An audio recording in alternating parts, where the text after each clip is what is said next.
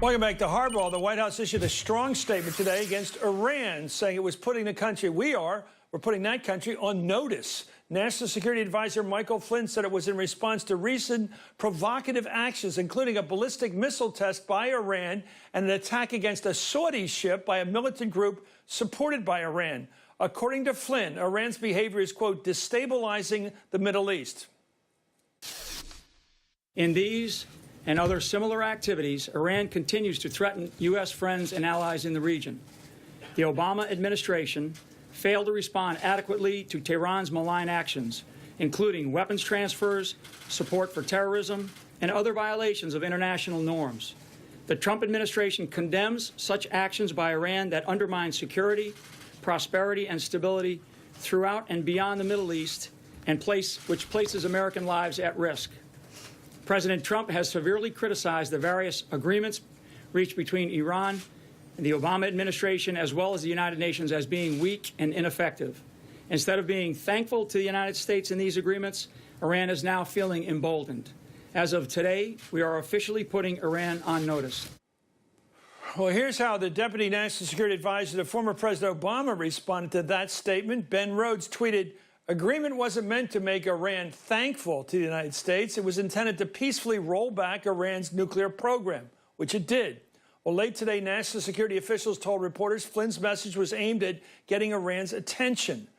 I'm sure it did. I'm joined by tonight's roundtable. April Ryan is the Washington Bureau Chief for American Urban Radio Networks. Jeremy Peters is a reporter with the New York Times and an MSNBC contributor. And Nayyera Haq is a former State Department spokesperson. Let me go to Jeremy.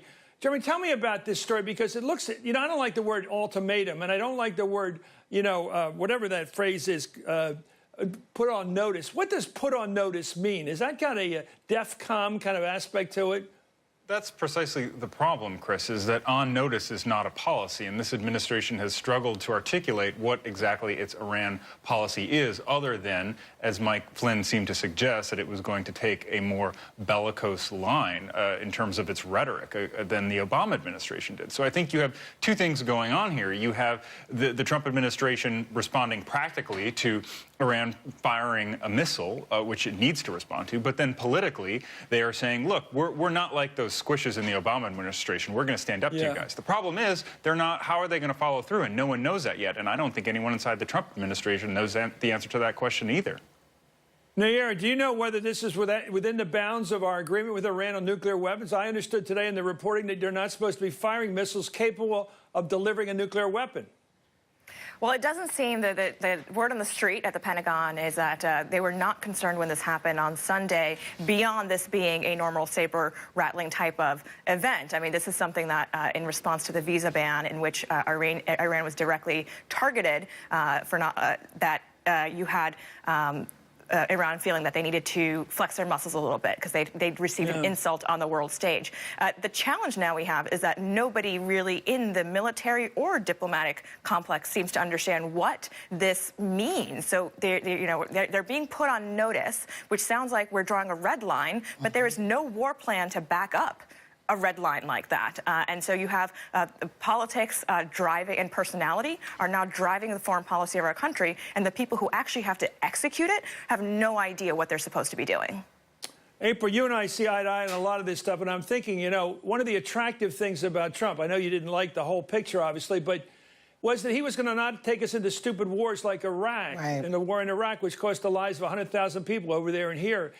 And yet, ever since his inauguration, not even inauguration, since his election in the Electoral College, he's been talking about moving the American embassy into Jerusalem, which is just starting a fight over there, maybe another intifada or worse. He looks like they want to fight Iran now. There's something bellicose. I think that's the right word about them right now. And that's not how he got all those votes up in Erie, Pennsylvania, and Scranton. Those people hate these wars because their kids fight them. They have to fight them. Right, and Chris, you're absolutely right. We are a nation who is war-weary. We are very concerned about how threats to our country and globally are taken. This is the first time that Iran has challenged this country, really, gave a challenge to Donald Trump. And Donald Trump is coming out with some strong words, but at the same time, I've talked to some national security officials who said he should have backed down and waited for a minute and looked at the statements that he could have made, because this could actually, again, as you said, kind of more of an insightful kind of a tone, and what do you say, an ultimatum of sorts. So, and then you have on another hand that this really could be his chance to show his strength, to show, look, we're going to push forward on sanctions, and if that doesn't work, we may go further, and we hope that that's not what's going to happen. And this is part of the challenge that we have, Chris.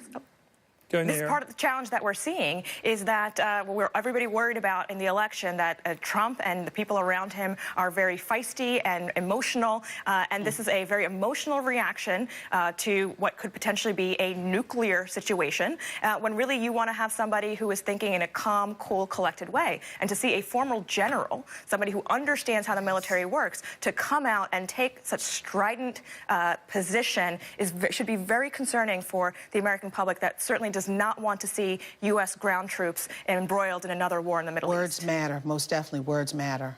Yeah, Jeremy, I want to ask you one thing. I know a lot of Iranians, or at least a number of them in this country, who've come here as emigres since '79. And it's a very modern country, very educated country that by a European sense. It's just as newspaper reading and knowledgeable about science and the humanities as any country in Europe.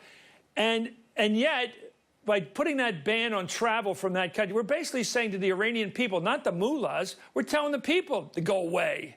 I just think we're killing our chances with overthrowing that terrible government over there, or getting it rid of, not overthrowing, but hoping it goes away, putting it that way.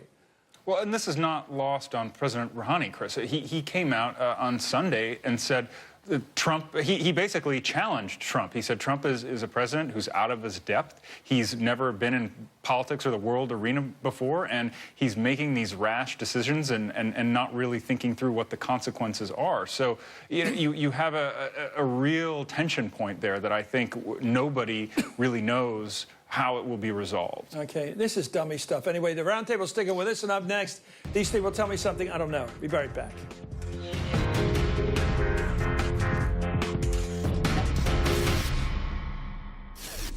My business is built with passion, but I keep it growing by making every dollar count.